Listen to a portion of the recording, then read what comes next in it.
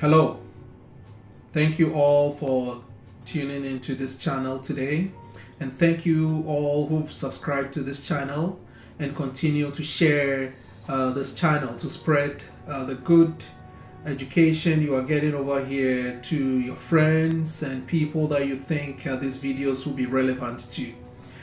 My name is Stephen Audi, and today we are going to talk about a very important topic which everybody is looking to learn from in order to make their movement or their migration process to Canada an easy one. Stay tuned and we'll be right back.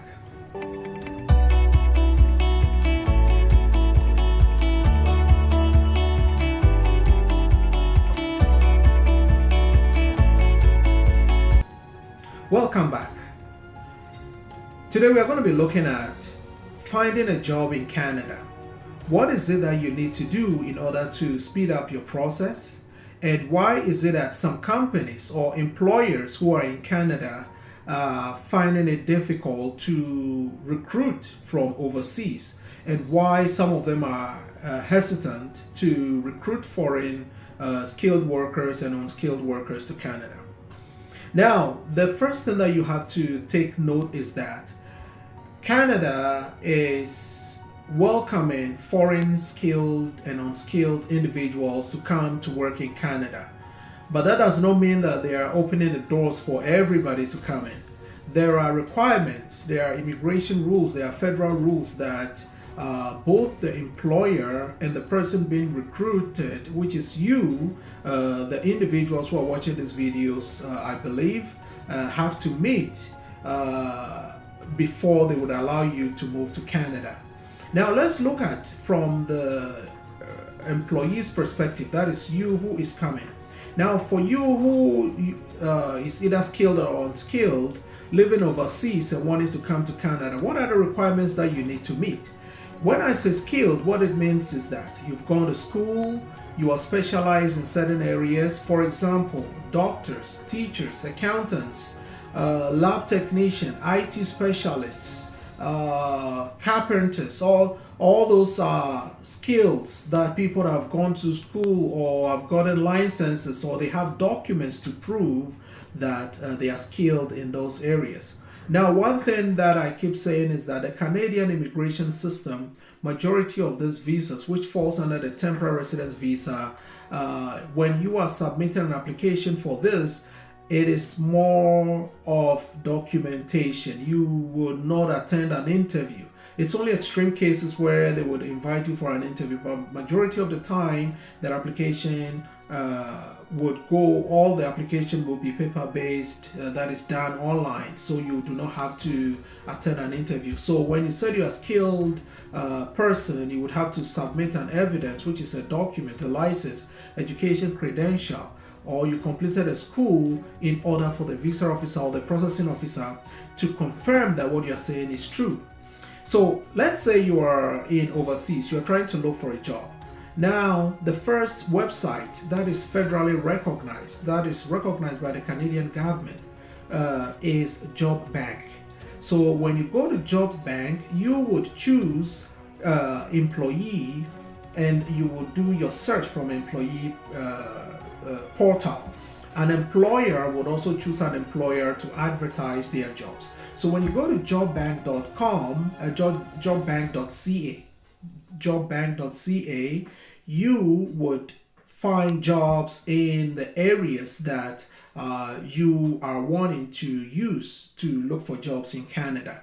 Now, Jobbank is a job search portal, which is, as I said earlier, recognized by the government of Canada, that requires that employers who are wanting to employ people from overseas to advertise over there.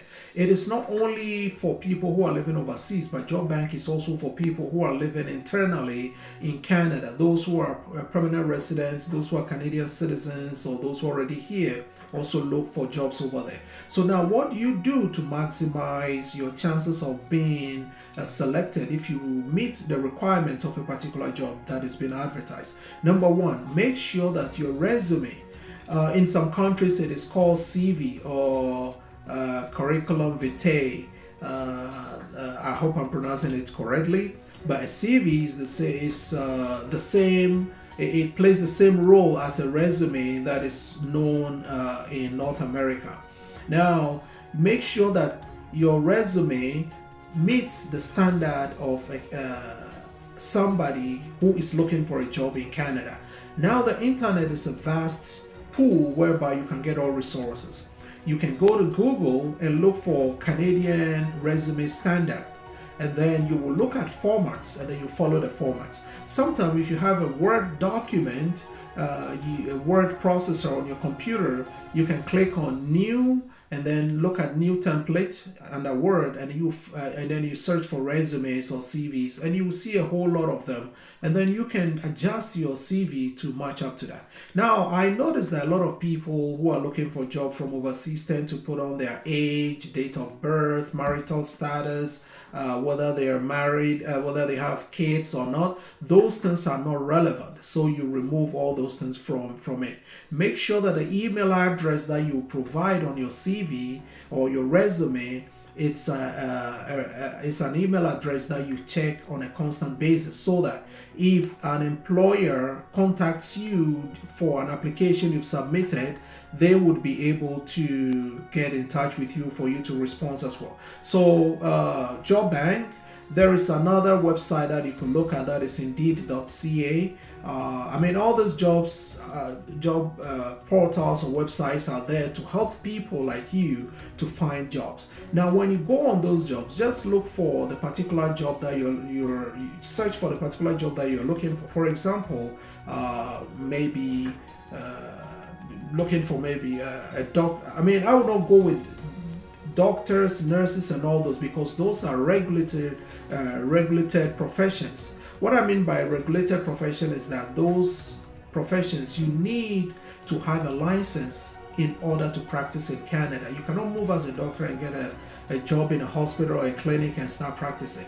You need to transition and obtain the license in Canada as a doctor, as a nurse, as a teacher, and all these things. Some of the provinces, I would say most of them, even in the trades, which is carpentry, electrician, and all that, there are regulatory bodies that regulates them. So look for the jobs that you are wanting, or sometimes you could browse all the jobs that have been advertised on Jobbank, and you will see some of the jobs that catches your eye. Now, when you go there, look at the bottom of Jobbank and try to see if LMIA, I keep saying this word and we will touch on it, is provided or available.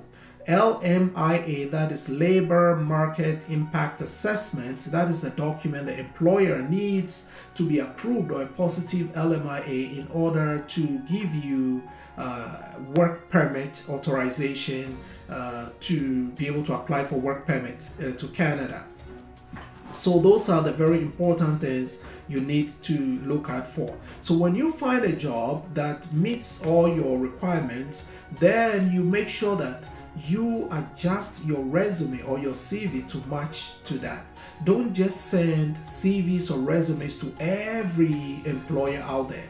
If your previous experience is in line of customer service, office administrative duties, or greenhouse, or working in a farm, and you are sending the same resume for a job that is requiring casual laborers, or maybe somebody to work in oil and gas, or they need a carpenter, and they look at everything on your CV doesn't match what is on the requirements of the job, you know that there is no chance for you.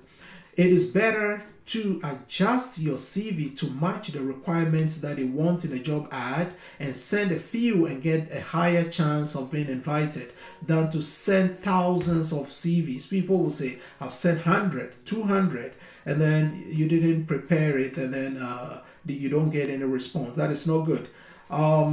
It is like saying that, okay, I'm a soccer player, or I'm a tennis player, or I'm so a sports player. You've not polished your skills enough, and you've said, oh, I've gone through different trials and they didn't invite me.